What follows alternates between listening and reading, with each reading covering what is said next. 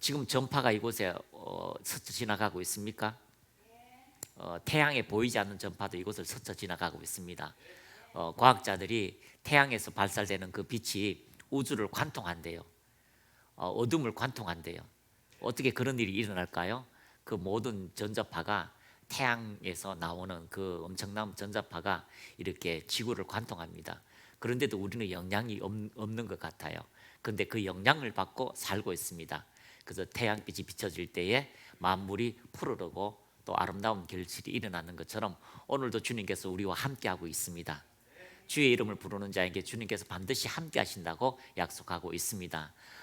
신기한 것은 치유학교를 하다 보면 이렇게 마음이 지칠 때도 있잖아요. 그런데도 하나님이 그곳에 함께 하시는 걸 우리가 발견하게 되고 또 치유가 일어나게 되고, 어떨 때는 똑같이 우리가 이리 예배 드리는데 처음 오신 성도님이 몸이 치유가 되고 하나님 음성이 들려지는 것은 이곳에 하나님이 우리와 함께 하시다고 하시는 그런 입증과 표적을 보여주게 되는 것입니다. 예수님이 말씀을 전할 때 하나님이 함께 하셨고 성령께서 함께 하셨습니다.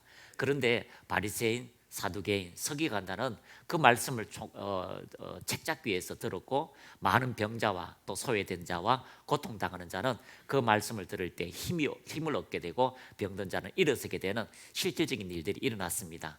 오늘도 여러분 말씀을 들을 때에 하나님의 생명의 말씀이 내 심령 속에 떨어지게 하옵시고 그 말씀을 사람으로 듣는 것이 아니라 하나님의 귀한 생명의 말씀으로 듣게 하옵소서. 이 시간 가슴 높이 손을 올리시고요, 주의 한번 외치고 같이 기도하겠습니다. 주여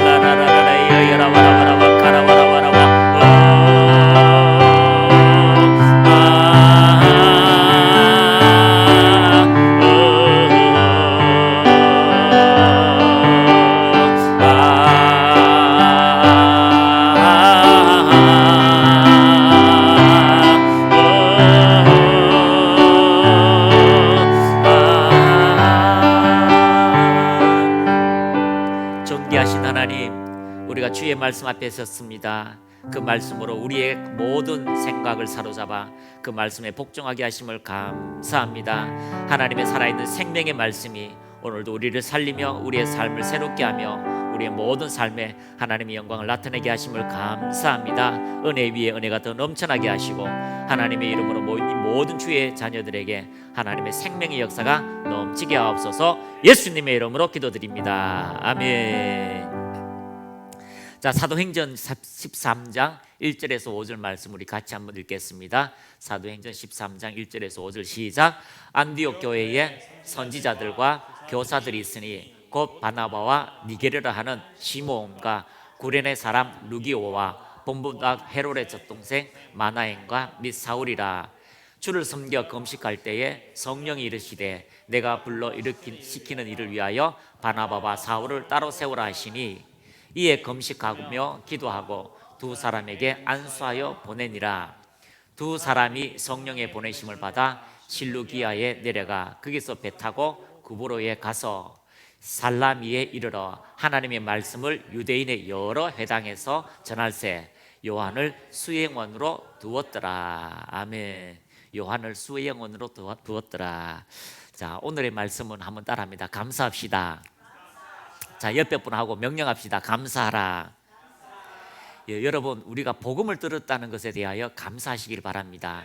여러분, 대한민국 지금 이 시대에 여러분이 살고 있다는 것에 대하여 감사하시기를 바랍니다. 여러분, 의료진이 이렇게 좋은 것도 감사해야 돼요.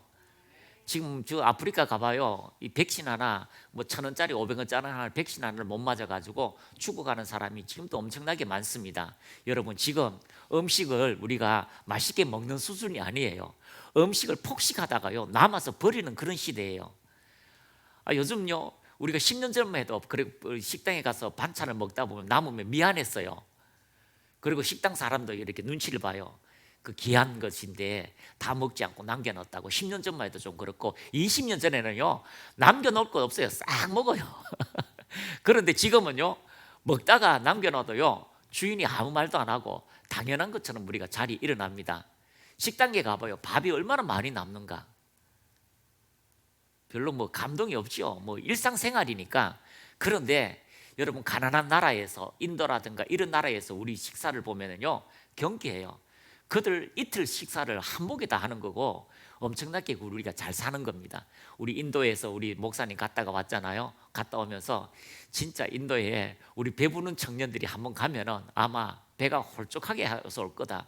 그들은 하루 한 끼 겨우 죽 먹는 게 다인데 그요 돼지고기 해서 반찬을 밥을 해서 이렇게 카레라이스처럼 이렇게 같이 섞어서 이렇게 주니까 세상에 300명이 왔대요. 300명이. 여러분 한 그릇만 줘도 오는 그런 시대에 우리는 배가 불러서 요즘 돼지 잡는다 하면 오겠어요? 안 오잖아요. 인도요 돼지 잡는다 하면 마을 전체가 온대요. 할렐루야.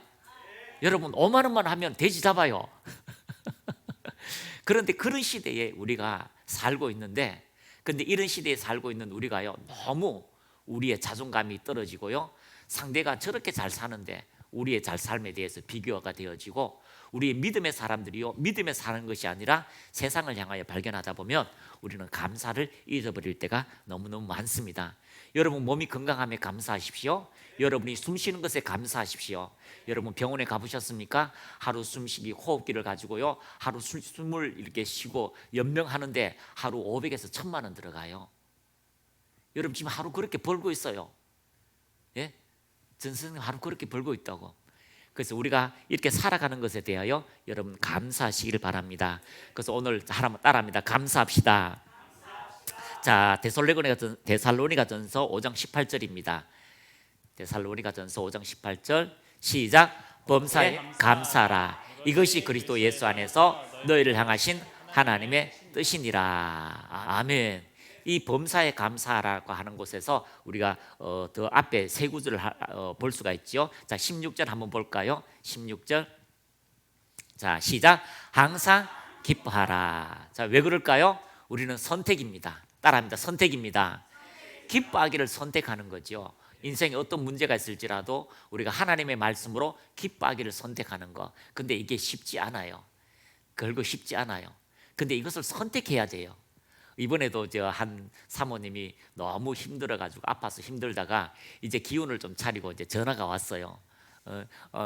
목사님 감사해요. 이렇게 해서 또 기도해 주셔서 너무 감사하고 이렇게 했는데 자기는 원하지 않는데요. 원하지 않는데 하나님이 그 길을 이끌어 간대요. 내가 좋아서 가나요? 하나님이 그렇게 나를 이끌어 가시는 것 같아요. 기뻐서 가나요? 그렇게 가시는 것 같아요. 어쩔 수 없지요. 그 길을 선택하고 기뻐해야지요. 그렇습니다. 때로는요 우리의 삶에 바울과 같이 순교의 자리로 갈 때 모두가 다 말립니다. 그런데도 내가 해야 될 사명, 그 기쁨을 향하여 전진하는 거죠. 우리가 감사하다 보면 우리의 몸에 있는 암세포도 죽어가요. 우리가 감사하면은요 우리의 호르몬이 우리 자신을 새롭게 해요. 여러분 절망하고 절망하면요 신기한 것은 더 깊이 들어가요. 더 깊이 들어가요. 그런데 기뻐하면 기뻐할수록요 사람이 생각이 있어요. 착각은 카트라인이 없어요. 착각은 카트라인이 없어요. 네 생각하고 싶은 대로 생각하면 돼요.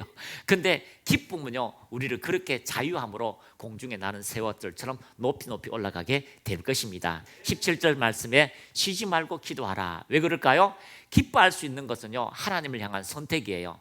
여러분 기도하면 이긴 것 같고 기도하면 승리한 것 같고 기도하면 모든 것을 다 감당하시는 하나님의 은혜를 접하게 되는 겁니다. 그래서 기도의 줄을 놓는다는 것은요 힘들어하는 것을 선택하는 것이고, 기도를 놓는다는 것은 결국 세상에 대한 걱정과 염려를 우리가 안는다는 것입니다. 그래서 여러분, 기도할 때 하나님의 생명의 역사가 우리에게 주어지게 될 것입니다. 그래서 18절 말씀에 범사에 감사하라. 모든 것에 다 감사합니다. 왜 그렇습니까? 협력하여 선을 이루기 때문입니다. 협력하여 하나님은 전능하셔서 길을 다 만드십니다. 요즘에 유튜브에 보면은 이렇게 그림 그리는 이제 자기만의 화가, 전문가가 있어요. 진짜 전문가가 와서도 이 그림은, 이 사람의 독특한 그림은 다른 사람이 흉내낼 수 없는데, 이 사람은 그냥 그림을 그리는 게 아니에요. 누가 와가지고 낙서 한 번씩 하면은, 동그라미 몇 개 하고 막스 막 하면은 거기에 아름다운 작품의 그림을 만들어내는 거죠. 여러분, 22 이렇게 그려놓잖아요. 그럼 22 갖고 오리를 그릴 수도 있고, 20 갖고 사랑하는 사람의 얼굴을 그릴 수도 있고, 그렇게 그리는 사람들이 있어요. 여러분, 그래서 우리가 때로는요, 연약하고 넘어질지라도 하나님은 범사의 모든 것을 협력하여 선을 이루시는 것입니다. 이것이 그리스도 예수 안에서 너희를 향하신 하나님의 분명한 뜻이다라고 말씀하고 있습니다. 그래서 우리가 어떤 일이 있을지라도 감사할 수 있는 믿음을 여러분이 장착했다는 것, 그 믿음의 갑옷을 입었다는 것을 인식하고 전진하시기를 축복합니다. 한번 따라합니다. 감사합시다. 예, 이번 주도 감사하는 소식이 너무너무 많아서 감사합니다. 우리 안영근 간사님, 성진될지어다라고 하니까 드디어 이번 주에 성진을 했습니다. 할렐루야. 우리 박수하겠습니다. 예, 정말 하나님께서 하신 것 같아요. 하신 것 같아요가 아니고 하셨습니다. 왜냐하면 우리가 한 게 좀 있거든요. 왜냐하면 우리 전체가 기도 열심히 했잖아요. 그러니까 그 기도를 듣고 하나님이 하셨습니다. 자, 그리고 또 우리 그렇게 기도했던 우리 전성호, 또 유소희 가정에 귀한 생명에 잉태하는 소식이 있었습니다. 할렐루야. 예, 참 이게 우리도 이게 집회 때 가면 오잖아요. 그러면 이제 제일 먼저 선포하고 축복하는 게 있는데, 근데 우리가 이렇게 보면은 다, 누구나 다 정말 축복하는, 왜냐하면 이 가정이 축복된 가정이기 때문에 마음이 다 있었어요.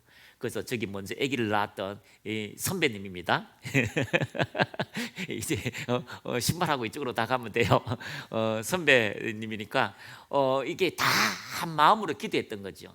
진짜 기도했고, 그리고 그날 이제 월요일 날에도 지금도 있을 것이고 앞으로도 자녀들이 그러니까 다산의 가정입니다. 그래서 늦은 것 같지만 다산이 되는 축복의 역사가 있고, 또 우리가 새로운 피조물의 계시 있잖아요. 그래서 그 계속 우리가 전에 임신할 때 다 이렇게 얘기했어요. 임신할 때 아기를 놓으면 몇 시간 막 며칠 막 아기를 막 놓는다고 힘쓰잖아요.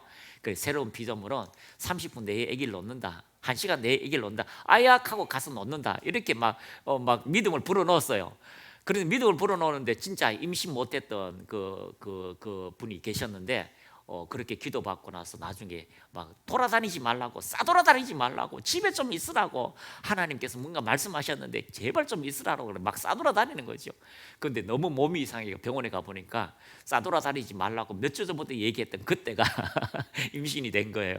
그런데 아기를 넣는데 나는 새로운 피조물, 하나님의 은혜입니다, 절대 안 넣습니다 하면서 아픔이 없습니다라고 해서 병원에 갔어요. 병원에 갔는데 점심때에 아기 나올 것 같아요. 이제 통증 있지요? 앞으로 한참 걸립니다. 아니요, 아기 나올 것 같아요. 지금 의사도 없어요. 그래서 다 식사로 나가버렸어요. 근데 아기 나올 것 같아요 하고 30분 만에 아기를 놓은 거예요. 그런데 우리 간호 전문가들이 얘기하잖아요. 그렇게 놓으면 위험해요 라고 하는데, 하나님의 은혜예요. 하나님의 은혜입니다. 자, 그래서 이 가정에게 하나님이 놀라운 은혜를 주셨다는 것에 대하여 우리 하나님께 박수하겠습니다. 자, 한번 따라합니다. 감사합시다. 자, 오늘 사도행전 13장 1절에 보면은 바울이 나옵니다. 안디옥의 교회에 선지자들과 교사들이 있으니 곧 바나바와 니게르라 하는 시몬과 구레네 사람 루기오와 본부반 헤롯의 젖동생 마나엔과 및 사울이라. 헤롯의 젖동생이라고 하는 것은 헤롯과 같이 자란 거예요. 헤롯도 젖을 먹고 이 젖동생 이 마나엔도 같이 젖을 먹는데, 이 헤롯은 왕이 되고 한 사람은 교회로 통하여 하나님의 귀한 생명의 말씀을 전하는 사람, 완전히 길이 달라지는 그런 사람이 있습니다. 그런데 이렇게 누가는 이게 성경을 기록하면서 제가 이 누가를 통해서 또 누가복음과 사도행전을 이렇게 보면서 이렇게 한번 이렇게 느껴지는 것이 뭐냐면 참 이 누가는 이게 대조를 잘한다. 대조. 그래서 대조법이라고 하는 게 있어요. 대조법. 그래서 성경을 보면은 천국을 막 이야기하면 반드시 지옥에 대해서 이야기를 해요. 그래서 신명기도 마찬가지입니다. 저주에 대해서 엄청나게 이야기합니다. 이렇게 하면 저주받고 이렇게 하면 저주받고 이렇게 하면 저주받는다라고 하고 꼭 그 다음에는요 또 축복의 말을 하는데 축복은 짧아요. 너희들이 이 모든 것에서 돌이키고 하나님만 섬기면 축복한다, 이 얘기가 있어요. 그래서 성경은 반드시 이렇게 대조법을 가지고 이렇게 이야기하고 있는데 이런 대조법들이 누가복음이나 아니면 이 사도행전에 굉장히 대조법들이 많이 나오는 걸 발견하게 됩니다. 자, 성경에는 부자와 나사로가 나옵니다. 부자만 얘기가 나오는 것이 아니라 나사로 얘기도 나오지요. 그리고 헌신이 있으면 반드시 고난도 따라간다는 거죠. 고난을 통해서 헌신의 삶이 있는 거죠. 그래서 사도행전에 딱 들어오면은 그 제자들이 5장에 감옥에 들어갑니다. 감옥에 들어가는데 그 감옥 안에서 기적이 나타납니다. 갇힌 곳에서, 암울한 곳에서 정말 필요한 것은 기적이지요. 우리의 삶에도 마찬가지입니다. 마찬가지로 우리가 정말 깜깜할 때에, 정말 절망할 때에 가끔 이렇게 하잖아요. 신학교 1학년 딱 들어가면 하나님이 시험하신다. 옛날에는 그랬어요. 시험하신다라고 하면 우리가 개미 한 마리 있으면 녹거럭으로 탁 덮어놔요. 그러면 녹거럭 덮어놓으면요 개미가 힘이 있어가지고 녹거럭을 막 엎고 막 나오는 게 아니잖아요. 뱅글뱅글 돌고 위로 돌고 아래로 돌고 깜깜해요. 근데 밥 먹고 와보니까 여전히 녹거럭이 있는 거죠. 녹거럭을 딱 보니까 지친 개미가 그 옆에서 쓰러져가 있는 거죠. 그런 것처럼 하나님의 도움이 없이는 일어설 수 없는 그런 깜깜한 곳에 오직 기적 같은 하나님이 역사하시는 것. 그래서 이 사도행전에도요 그 감옥 안에 천사가 나타나서 기적을 일으키는 거죠. 순교한 사람이 있으면요 또 하나님의 영광을 가지고 복음을 전하는 사람, 핍박하는 사람이 있게 되는 것입니다. 그리고 또 성경을 읽다 보면은 아나니아와 삽비라 사건이 있습니다. 왜 아나니아와 삽비라 사건을 누가가 이렇게 기록했을까요? 왜냐하면 우리는 성경을 읽을 때나 무엇을 할 때에 좋은 것만 이야기할 때가 많잖아요. 내 얘기하는데도 좋은 것만 얘기할 때가 많잖아요. 그런데 이 누가복음에는요 그 사실 그대로를 잘 적용하기 위해서 대조법을 쓰는데 어떻게 보면은 막 재산을 막 다 교회 드립니다. 나 이제 재산을 다 드리는데 아나니아와 삽비라 오히려 그 재산을 감추고 속이게 되는 그런 사건도 있고, 또 8장에 가서 사마리아에 복음을 전했던 곳에서 큰 자라고 하는, 자칭 큰 자라고 하는데 또 나중에는요 하나님께서 크게 하신 사람 그 빌립에 대해서 그렇게 이야기하고 있습니다. 그래서 사마리아 놀라운 부흥이 있었지만 거기서 사마리아 엄청난 부흥이 있었는데도 하나님은 한 사람의 초점을 맞추는 거죠. 엄청난 부흥이 있었으면 이 부흥에 가지고 한참 이야기를 해도 될 텐데 그 광야에 지나가는 한 사람, 유월절로 통해서 광야에 지나가는 에디오피아 내시 한 사람을 또 빌립을 불러가지고 그 사람에게 가서 복음을 전하게 한다는 거죠. 그래서 큰 것을 이야기하면 작은 것을 이야기하고, 고난을 이야기하면 기적을 이야기하고, 하나님께서 이렇게 하시는 모든 곳에서 이 누가는 이 대조법을 이야기하면서 오늘 우리에게도 하나님께 감사하는 사람과 하나님의 그 감사를 불신앙으로 받는 사람이 있다는 거죠. 여러분, 불신앙이라고 하는 것은 우리는 그냥 믿지 않는다 그런 것이 아니에요. 하나님의 말씀에서 불신앙이라는 것은 세 가지를 이야기하는데, 첫 번째는 하나님의 말씀을 대충 듣는 거예요. 우리 이 중고등부 아이들 가면 그렇잖아요. 핸드폰 막 보면서 그 말씀 요한가 요한 얘기 지난주도 들었어요. 대충 듣는 거죠. 그런데 두 번째는요, 그 하나님의 말씀을 듣기를 싫어하는 것이 불신앙이에요. 처음에는 대충 듣습니다. 아이고 알고 있어요. 두 번째는요, 그 말씀을 듣기를 싫어해요. 나 싫은데. 근데 세 번째 불신앙은 무엇입니까? 그 말씀을 대적하는 거죠. 예수님만이 유일한 구원입니까? 다른 사람은요? 라고 이렇게 대적하는 것이 바로 불신앙이다라고 이야기하고 있습니다. 그래서 우리가 하나님을 믿을 때에 우리 안에 철저하게 그분을 통하여서 우리가 믿음으로 전진할 때에 믿음의 사람의 놀라운 기적의 역사가 이루어진다라고 이야기하고 있습니다. 그래서 사도행전 13장 1절에서 이런 대조법을 가지고 우리에게 잘 이야기하면서 13장을 한번 보게 되면 우리가 정말 이 복음이라는 것에서 우리가 감사할 수 있는 믿음의 역사가 여러분에게 있기를 축복합니다. 그래서 이방인을 향한 선교가 이제 13장을 통해서 이루어지고 있는데, 우리가 사도행전을 우리가 같이 말씀을 나누는데 1장에서 7장은 예루살렘 성령의 강림을 통해서 교회가 태어나고, 그리고 예루살렘의 교회가 확장되는 3,000명, 5,000명, 그리고 가난한 자와 고통당하는 자가 다 연합하여서 그런 하나님의 초자연의 표적과 기적이 일어나서 교회가 놀라운 힘을 가지고 뭇 백성들에게 칭찬을 듣는 그런 일들이 일어나게 되었습니다. 여러분, 우리가 착각하는 것은 우리가 치유와 하나님의 은혜는 교회 안에서만 이루어지는 게 아니에요. 교회 안에서는요, 누림이에요. 그 하나님의 은혜를 누리고 그것을 나타낸 것을 간증하고 하나님의 신실하심을 이 땅에 입증하는 거고요, 나가서는 그 하나님의 전능하심, 그 기적을 우리가 입증하도록 선포할 때에 백성들이 그것을 보고요, 하나님의 사랑을 경험하게 되는 겁니다. 그래서 치유는요, 당연히 여러분이 예수 이름으로 외칠 때에 일어나는 것이고, 우리는 즉각적으로 일어나지 않는다고 해서 없다고 이야기하는데, 우리가 기도하면요, 계속해서 하나님의 역사는 반드시 나타날 수밖에 없다는 것을 우리는 믿음으로 선포하고 전진하게 되는 것입니다. 그래서 1장에서 7장은요 오순절 성령 강림과 교회 태동이고, 이제 8장에서 12절까지는요 유대인과 사마리아로 통해서 이 복음이 전파되는 것을 이야기하고 있습니다.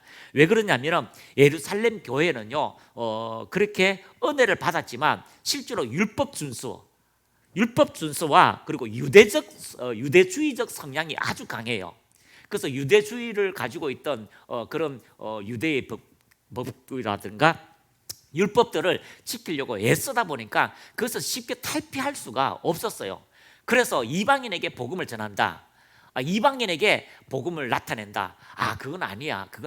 예수님이 예루살렘 사마리아 땅끝까지 이르러 복음을 전하라 했지만 이 땅끝까지는 바로 땅에 흩어져 있는 이 유대인들에게만 우리가 복음을 전한다라고 하는 그런 생각과 의식을 가지고 있었다는 거죠. 그런데 이 사울이라고 하는 사람을 핍박을 통해서 8장 사마리아로 통해서 이제 점점점 넓어지다가 이제 13장에 들어와서는 이제 모든 사람 고넬료 가정을 통하여 복음이 확산이 있고 난 다음에 14장은 이제 이방인들에게 복음이 전파되는 누가복음에서 누가가 기록하는 13장 1절로 통해서 우리에게 이제 이방인들에게 복음이 전파되는 확실한 시점과 시간을 우리에게 이야기하고 있습니다. 그래서 13장 6절에 보면은요, 우리 한번 읽어보겠습니다. 13장 6절입니다. 시작.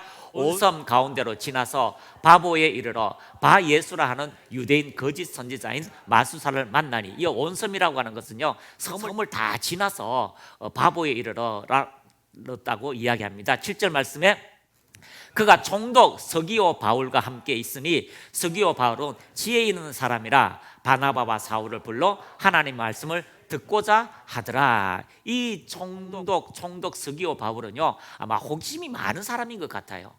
그래서 이 엘루마라고 하는 마술사가 마술을 부리고 여러 가지 하니까 이 옆에서 항상 그런 재미있는 것들, 그런 새로운 것들을 이런 거 도전을 하는 그런 사람인 것 같습니다. 그래서 이 사람에게 새로운 바나바와 사울로 통해서 하나님의 말씀을 들으니까 너무 귀 기울여 듣는 거죠. 자, 8절 말씀에 이 마술사 엘루마는 이름을 번역하면 마술사라 그들을 대적하여 총독으로 믿지 못하게 힘쓰니, 바나바와 사울이 복음을 전하니까 자꾸 마음이 끌리는 거예요.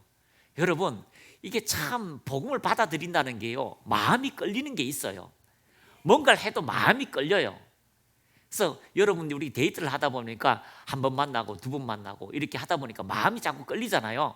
마음이 가는 거, 그것이 이 하나님의 복음을 받아들이는데, 이 마수사 엘루마는요 이 총독이 복음을 받아들이지 못하도록 옆에서 몫이 이렇게 예를 쓰고 있습니다. 왜냐하면 총독을 통한 여러 가지 유익들이 있기 때문입니다. 9절 말씀에 바울이라 하는 사울이 성령이 충만하여 그를 주목하고, 자, 중요한 것은 사도행전은요 성령의 행전입니다. 그리고 성령을 통하여, 성령으로 인하여, 성령을 말미암아, 성령을 통하여라고 하는 그런 말들이 많은 것처럼 성령이 충만하여라고 그를 주목하고 있다는 것입니다. 여러분, 성령이 충만하여 무엇인가 해야 됩니다.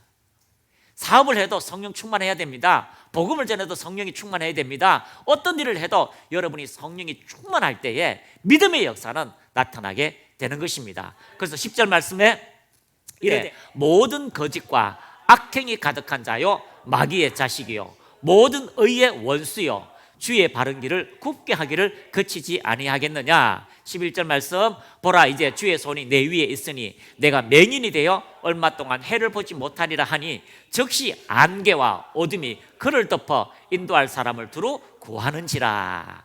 성령이 충만하시면 성령께서 일하시는 일을 보게 됩니다. 성령이 충만하면 성령의 그 놀라운 기적들을 우리가 경험하게 됩니다. 바울이요, 성령이 충만할 때에 하나님의 음성을 듣고 야 맹인되게 기도해라 라고 하지 않았습니다. 여호수아가 성령에 충만하니까 해를 향하여 멈추었습니다. 달을 향하여 멈추었습니까? 왜 그렇습니까? 하나님의 뜻들이 이루어지기를 원하는 마음이 성령을 통하여 나타나거든요. 그래서 여러분이 성령을 통하여 하나님 뜻이 이루어지기를 원한다면 여러분이 말하는 대로 그 일들이 이루어지게 될 것입니다. 그래서 믿음의 사람은 성령의 충만함을 통하여 그 일들이 가능하다는 걸 발견하게 됩니다. 조용기 목사님 처음에 이제 남해 깨밭에서 25인 천막을 쳐서 이제 개척교회를 하게 됐잖아요. 그래서 낮에 와 보니까 주인이 와 보니까 남해 밭에 깨밭에 텐트를 치는 거죠. 그래 빨리 철거하라고 막 그러니까 조용기 전도사님이 죄송합니다. 제가 모르고 쳤는데 살해하겠습니다. 그래가지고 그때 이제 텐트를 치는 거죠. 텐트를 치다 보니까 막 기도를 열심히 하고 방언을 열심히 하고 복음을 전하니까 성령의 역사가 있는 거죠. 그래서 조용기 목사님 친히 간증했습니다. 한 5시간 기도하다 보니까 그냥 구름이 붕 떠 있는 것 같은데 또 말씀을 전해도 그 말이 진짜인 것 같아요. 그리고 마치 지구가 옆에 있으면 손을 이렇게 밀면 지구가 이렇게 멀릴 것 같은 그런 믿음이 생긴대요. 그런 경험한 적 있어요? 없어요? 권사님 있어요? 예? 전영민 선생님 있어요? 한 번은 있을 것 같은데 우리가 기도를 많이 하면 진짜 그런 것 같은 게 저는 여러 번 그렇게 했어요. 왜냐하면 처음에 예수 믿고 난 다음에 기도를 열심히 하니까요 옆에 물 마실 잔 있잖아요. 너 30cm 위에 떠 있어 이렇게 해도 떠 있을 것 같아요. 이해가 되시죠? 완전히 주님이 일하시는 걸 믿어지는 일들이 일어나요. 믿음의 역사죠. 그래서 믿음의 역사가 일어나면 선포하는데 조영기 목사님 어느 날 보니까 어린 친구가 왔는데 하루 종일 이게 완전히 이게 다리가 소아마비라서 이게 움직이지를 못해서 하반신 마비, 소아마비를 그래서 끌고 온 거죠. 그래서 끌고 이렇게 굳어가지고 이렇게 있는데 자기가 봐도 이거는 고칠 수가 있는 병이 아닌 것 같아요. 하나님 보내줘도 감기 걸린 사람 이런 사람 보내주지 이렇게 완전히 다리 자체 불구 태어난 게 장애를 가지고 있는 사람 어떻게 하면 됩니까? 라고 해서 기다리라고 해서 앉아서 몇 시간을 방언으로 기도했답니다. 막 기도하니까 처음에는 안 된다고 생각했는데 여기서 막 될 것 같아요. 그래서 간증합니다. 지구가 있으면 이렇게 손가락으로 밀면 지구가 밀릴 것 같아요. 그래서 탁 나와서 그 옆에 청년들 보고 들어라. 그러니까 이게 말랐으니까 이렇게 이제 들면은 부쩍 들리잖아요. 그래서 조영기 목사님 이렇게 앉아가지고 이렇게 다리를 이렇게 몸에 올라가니까 이 다리가 부러진 거예요. 두두두둑 하면서. 그러니까 청년 보고 들으라 하니까 이게 드드드드 이렇게 하는 거죠.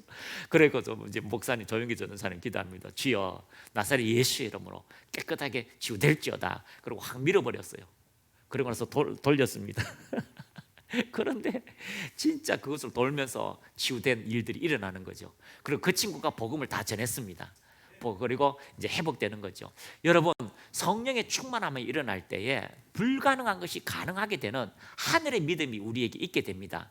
여러분 안에 그 믿음이 떨어졌다면 우리는 기도로 회복해야 됩니다. 그리고 감사로 회복해야 됩니다. 그래서 11절 말씀에 사도 바울이요 충만해서 이제 주의 손이 내 위에 있으니 내가 맹인이 되어 얼마 동안 해를 보지 못하리라 하니 즉시 안개와 어둠이 그를 덮어 인도할 사람을 두루 구하는지라. 그래서 우리가 하나님의 이름 예수 그리스도 이름을 외칠 때에 모든 불가능한 것이 가능케 되는 아름다운 일들이 일어나게 될 것입니다. 12절 말씀입니다. 이 총독이 그렇게 된 것을 보고 믿으며 주의 가르치심을 놀랍게 여기니라. 할렐루야. 여러분, 영혼 구원을 위해서 하나님은 일하십니다. 영혼 구원을 위해서 하나님은 어떤 희생도 우리가 이 땅에 치르도록 하나님 그 일을 행하십니다. 예수님이 우리를 위해서 죽으시며 그리고 나서 부활하시고 오늘 그 능력들이 믿음의 사람들로 통해서 동일하게 이루어지기를 기뻐하신다는 것을 발견하시기를 축복합니다. 13절입니다. 바울과 및 동행하는 사람들이 바보에서 배 타고 밤빌라에 있는 버가에 이르니 요한은 그들에게서 떠나 예루살렘으로 돌아가고 14절 그들은 버가에서 더 나아가 비시디의 안독에서 이르러 안식일에 회당에 들어가 앉으니라. 그리고 나서 바울은요 복음을 전합니다. 어떤 복음을 전합니까? 출애굽부터 시작해서 하나님이 너희를 이스라엘 백성을 이끌어 가셨다. 그리고 나서 계속해서 사무엘일 때까지 사사의 시대가 있었다. 하나님은 너희들 가운데 역사하고 계셨다. 그러고 나서 시편에 기록하기를 메시아가 오신다. 그러고 나서 그 예수님이 요한의 때에 침례자 요한을 통해서 예수님이 그리스도라는 것을 예표하였고 말하였다라고 이야기하면서 오늘 그 메시아가 우리 가운데 오셨다라고는 그것을 선포할 때에 그 당시에 있는 많은 사람들이 회당에서 그 말을 듣기를 기뻐했습니다. 자, 45절 말씀 한번 보겠습니다. 45절 말씀. 자, 시작. 유대인들이 그 무리를 보고 시기가 가득하여 바울이 말한 것을 반박하여 비방하거늘. 많은 사람들이 해당에서 말씀을 들으면서 이야, 그분이 바로 우리의 구원자였구나, 그분이 오셨구나라는 걸 믿는데 유대인들이 그 무리를 보고 시기가 가득하여 바울이 말한 것을 반박하고 비방하거늘. 여러분, 출애굽부터 역사하시고 결국 약속하신 그 예수 그리스도가 이 땅에 오셨고 우리의 죄와 우리의 삶을 구원하신다라고 이야기했지만 결국 이 유대인들은요 자기들의 배만 부르기 위해서 모인 그룹이에요. 자기들의 배만 부르기 위해서 그 제사장들과 그 모든 사람들이 그렇게 모인 사람들인데 이들은 불신앙이 가득하였습니다. 그리고 복음이 전달될 때 이 사람 그 복음을요 무시하였고 멸시하였고 배척하게 되는 것입니다. 여러분, 하나님께서 이 유대인들에게 복음을 통하여 복음의 원가지가 되었습니다. 그런데 그 원가지가 하나님의 은혜를 무시하고 멀리하니까 그 은혜가 오늘 이방인들에게 오게 되었다라고 이야기하고 있는 것입니다. 46절 말씀입니다. 바울과 바나바가 담대히 말하여 이르되 하나님의 말씀을 마땅히 먼저 너희에게 전할 것이로되 너희가 그것을 버리고 영생을 얻기에 합당하지 않은 자로 자처하기로 우리가 이방인에게로 항하노라. 바울과 바나바가 담대히 말하여 이르되 하나님의 말씀을 마땅히 먼저 너희에게 전할 것이로되. 바울은 지금 어떤 상태입니까? 마술사 엘로마에게 너의 눈이 가리워질 것이다 라고 말하고 하나님이 함께 하시고 하나님이 역사하심을 나타내는 사람이에요. 바나바와 함께 그 일을 행하고 있습니다. 그런데 이 유대인들은 하나님의 그 은혜, 그 약속, 이 그육된 그 하나님의 그 언약의 약속을 들으면서도 보면서도 그것을 자기의 심령 속에 강팍한 마음으로 받아들이지 않는다는 겁니다. 그래서 하나님의 말씀을 마땅히 너희에게 전할 것이로되 먼저 너희들이 축복을 받아야 된다. 먼저 너희들에게 은혜를 받아야 된다. 너희들이 그 기다리는 그 메시아, 너희들이 대망하는 예수님을 너희들이 받아들이고 누려야 된다. 그 기쁨이 얼마나 큰 줄 아느냐, 그 기쁨이 얼마나 대단한 줄 아느냐. 바울은 자기의 자신을 이야기합니다. 바울은 내가 어떤 사람인 줄 아느냐, 가말리안 문화생이고 정말 열심히 덕심이고 하나님 사람이었다. 그런데 내가 그 하나님을 예수 그리스도를 만났고 이제 그 복음을 전하는 사람이었다는 걸 이야기해도 이 사람들은요 절대로 그것을 받아들이지 않습니다. 그래서 먼저 너희에게 전할 것이로되 너희가 그것을 버리고 영생을 얻기에 합당하지 않은 자로 스스로 자기를 그렇게 낮추어 버렸다. 스스로 자기를 그렇게 패망하게 만들었다. 그래서 우리가 이방인에게로 향하노라 라고 말씀하고 있습니다. 여러분, 생명의 말씀이 전파됩니다. 하나님의 말씀이 전파됩니다. 어떤 사람은 그 하나님의 말씀을 받아들이고 하나님의 말씀을 받아들이고 치유가 되는 사람이 있고, 어떤 사람은 그 하나님의 말씀을 듣고 무시하는 사람이 있고, 어떤 사람은 그 하나님의 말씀을 듣고 자유케 하는 사람이 있고, 그 어떤 사람은 하나님의 말씀을 듣고 염려와 근심 때문에 무너지는 사람이 있다는 거예요. 똑같은 하나님의 말씀을 듣는데도 무리로 걸어가는 사람이 있고 안주하는 사람이 있고, 또요 똑같은 말씀을 듣고요 걸어가면서도 불신앙 때문에 물밑에 깔아그러는 사람이 있다는 거죠. 그래서 우리는 믿음에서 전진하는 믿음의 사람들이 다 되시기를 예수님의 이름으로 축복합니다. 47절 말씀에 주께서 이같이 우리에게 명하시되 내가 너를 이방의 빛으로 삼아 너로 땅끝까지 구원하게 하리라 하셨느니라 하시니, 이사야에 있는 기록된 말씀이죠. 이방인의 빛으로 우리를 부르셨습니다. 주께서 이같이 우리에게 명하시되 내가 너를 이방의 빛으로 삼아 너로 땅끝까지 구원하게 하리라 하셨느니라 하시니, 48절 이방인들이 듣고 기뻐하여 하나님의 말씀을 찬송하며 영생을 주시려고 작정된 자는 다 믿더라. 할렐루야. 다 작정된 사람은 믿게 되어져 있습니다. 하나님께서 선택한 사람 믿게 되어 있습니다. 어떤 사람입니까? 말씀에 호기심을 가지고 있는 사람, 말씀을 받아들이는 사람, 말씀을 듣고자 애쓰는 사람, 그런 사람들에게 하나님의 은혜를 주어지게 되는 것입니다. 보십시오. 누가는요 참 이렇게 이 말씀을 할 때에 참 이렇게 대조를 잘하잖아요. 고넬료 가정, 그리고 유대의 율법주의적 사람들. 아니 유대 율법적인 사람들은요 오히려 하나님을 무시하고 하나님 말씀을 잘 듣지 않지만, 이방인 고넬료는요 그 하나님을 경배하고 하나님을 경외할 때에 그 경외함을 보시고 하나님이 찾아오시잖아요. 약속에 있지 않던 사람들. 그래서 이 13장을 통해서 우리에게 주시는 하나님의 말씀은요 모든 것을 감사함으로 받아들이라는 거죠. 한번 따라합니다. 모든 것을 감사함으로 받아들입시다. 그러면 하나님의 선하신 은혜가 우리의 삶에 나타나게 된다고 이야기하고 있습니다. 49절 말씀입니다. 주의 말씀이 그 지방에 두루 퍼지니라. 주의 말씀이 그 제자들로 통하여서 두루 퍼지니라. 50절 말씀, 이에 유대인들이 경건한 기부인들과 그 신의 유력자들을 선동하여 바울과 바나바를 박해하게 하여 그 지역에서 쫓아냈다. 유대인들이 경건한 기부인이라고 하는 것은요 그 회당에 모여가지고 이렇게 같이 이제 말씀을 듣는 사람들인데, 그 남편들이나 그 지위가 있는 사람을 통하여서 바나바와 사울을 박해하여서 쫓아내게 되는 겁니다. 왜냐하면 복음이 계속해서 확장되어지고 복음을 듣는 사람에게 어떤 현상이 일어납니까? 어떤 현상이 일어납니까? 복음을 듣는 사람에게 어떤 역사가 일어납니까? 51절 말씀 보겠습니다. 두 사람이 그들을 하여 발에 티끌을 들어버리고 이교원으로 가거늘. 52절 제자들은 기쁨과 성령이 충만하니라. 어떤 현상이 일어납니까? 그 제자들, 복음을 받아는 제자들에게요 기쁨과 성령의 충만이 일어났다라고 이야기하고 있습니다. 성령의 충만함의 현상이 어떤 현상이 일어납니까? 하나님을 찬미하며 경외하게 되고요, 방언이 터지고 예언하게 되고요, 기쁨의 역사가 일어나는 겁니다. 그것은요 마치 누가가 이야기하는 것은 초대교회 오순절날에 그 제자들이 기쁨과 성령이 충만해서 나타나는 현상, 고넬료 가정에 기쁨과 성령이 충만한 현상, 그리고 사마리아 성에 기쁨과 성령이 충만한 현상이 계속해서 말씀을 듣는, 말씀을 받아들이는, 감사하는 자들에게 일어났다라고 이야기하고 있습니다. 할렐루야. 성령이 충만한 일들이 일어날 때에 기적이 일어납니다. 성령이 충만할 때 하나님의 역사가 일어납니다. 불가능한 것이 가능하게 되는 아름다운 일들이 일어납니다. 그리고요 우리 안에 하나님의 복음을 주심으로 통하여 그 복음의 혜택이 기쁨으로 우리 안에서 자리 잡게 된다는 것을 발견하게 됩니다. 따라합니다. 샬롬. 이 샬롬 평강 안에요 하나님의 기쁨이 있어요. 제한 없는 기쁨이 있습니다. 제한 없는 넘침이 있습니다. 제한 없는 축복의 역사가 있습니다. 그래서 우리가 하나님의 말씀을 받아들일 때 이런 은혜가 일어나게 되는 겁니다. 자, 49절 다시 보겠습니다. 이에 이고니요. 49절. 자, 49절 13장 49절. 자, 예, 주의 말씀이 그 지방에 두루 퍼지니라. 결국 하나님의 말씀이 퍼지는 곳에, 하나님의 말씀이 퍼지는 곳에 하나님의 말씀을 받아들이는 자에게 성령과 기쁨이 있게 되는 거죠. 그래서 여러분 하나님의 말씀을 감사함으로 받으십시오. 유대인들은 그 하나님의 말씀을, 진리의 말씀을, 그 언약의 말씀을 감사함으로 받지 않았어요.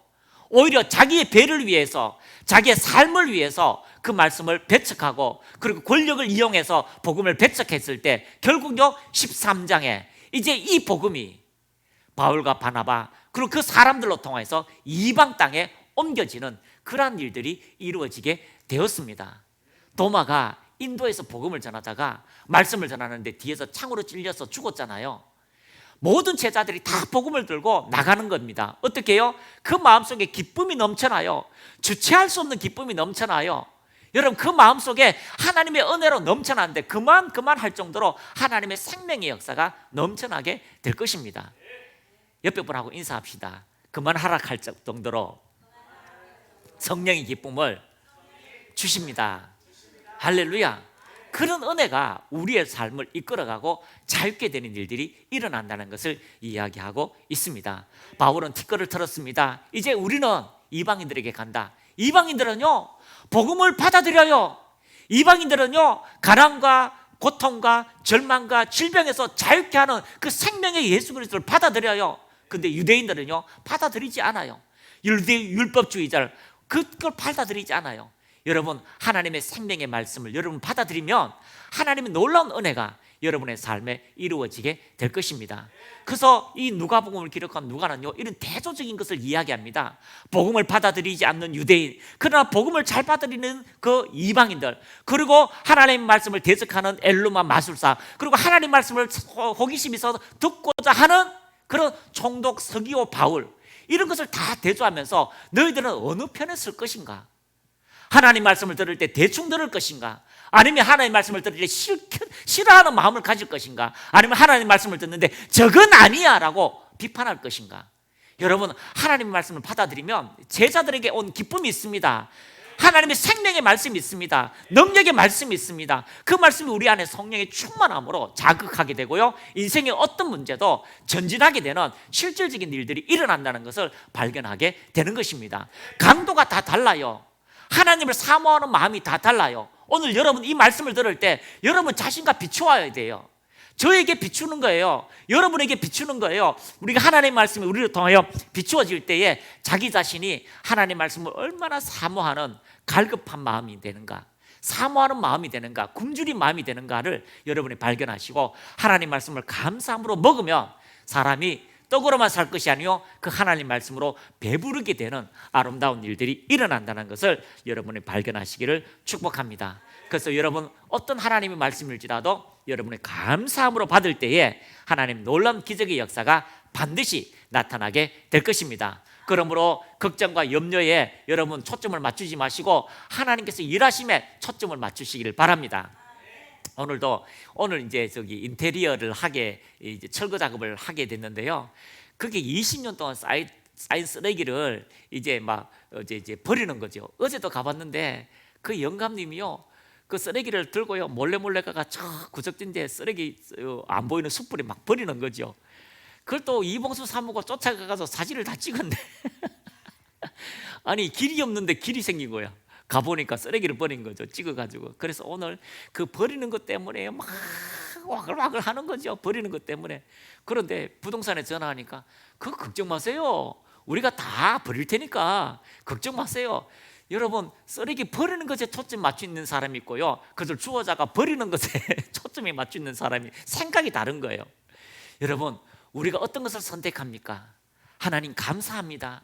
오늘도 먹게 하시고 오늘도 숨쉬게 하시고 오늘도 하나님께 예배드리게 하신 이것에 감사할 것인가? 아니면 다른 사람과 비교하고 통독 서기와 비교하고 그런 엘루마와 비교하는 우리 자신이 될 것인가? 여러분 가진 건 너무 많아요. 여러분 가진 건 너무 많아요. 마음껏 찬양할 수 있잖아요. 마음껏 기도할 수 있잖아요. 주일날 여러분 이제 주일날 여러분 일하러 가는 사람 누구 있어요? 내가 선택하잖아요. 내가 하나님께 예배드릴 수 있어요. 아니 주일만 아니에요, 토요일도 예배드릴 수 있어요. 모든 걸 다 할 수 있어요. 쉬고 싶으면 쉴 수가 있어요. 옆 동네 가고 싶어도요 여러분 가고 싶을 수 있는 자유가 우리에게 있잖아요. 여러분 그런 감사하는 시대에 있는데 우리는 왜 그렇게 감사를 못합니까? 왜 그리 못할까요? 충격적인 것은요, 우리나라가 자살률 1위라는 거. 우리나라가 자살률 1위라는 거. 그래서 우리가 하나님께 감사할 때에 우리가 기쁨이 충만하며 오늘 제자들에게 이야기한 것처럼 그 제자들의 기쁨과 성령의 충만함으로 온 곳에 가서 복음을 전한 그 은혜가 오늘 우리에게까지 왔다면 그 은혜를 고스란히 바울과 바나바로 통해서 우리가 받아들이고 오늘도 이 말씀을 통하여 기뻐하고 하나님의 영광을 앞에서 전진하는 모든 믿음의 사람들이 다 되시기를 예수님의 이름으로 축복합니다. 가슴 높이 손을 올리시고요, 하나님 주의 말씀을 통하여 우리가 자유케 하심을 감사합니다. 오늘도 우리가 기쁨을 선택합니다. 항상 기뻐하라.